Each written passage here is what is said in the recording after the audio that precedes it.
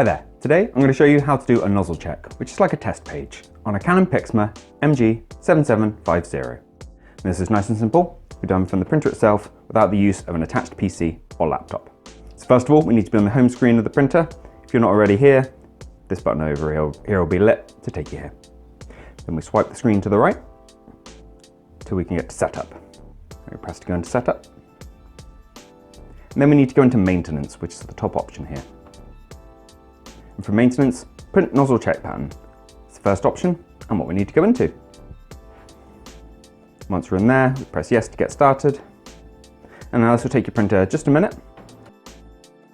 And eventually you'll be presented with a page that hopefully looks something like this, with a breakdown of the 6 different inks that your printer uses to produce images. So you've got photo black, cyan, magenta, yellow, black, and grey. You've got the different bars, different vibrancies. This up here should be like a hash pattern with a whole bunch of fine lines showing your printer's ability to do like text and details like that. But the rest of them will be these bars of different vibrancies you can see here.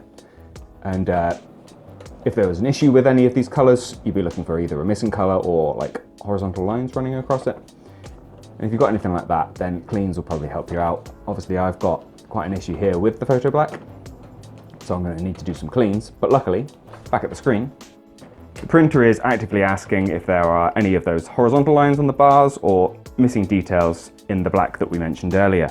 Since I have the issues mentioned there, you press B and then your printer will automatically go into doing some cleaning cycles, which I'm going to set up now. And now this uses up ink from the printer. It pushes ink through the printer's print head to hopefully dislodge anything that's dried or congealed on the print head, and will hopefully improve the quality of your prints. And from here, you can just do cleans and test pages until you hopefully see an improvement in your print quality.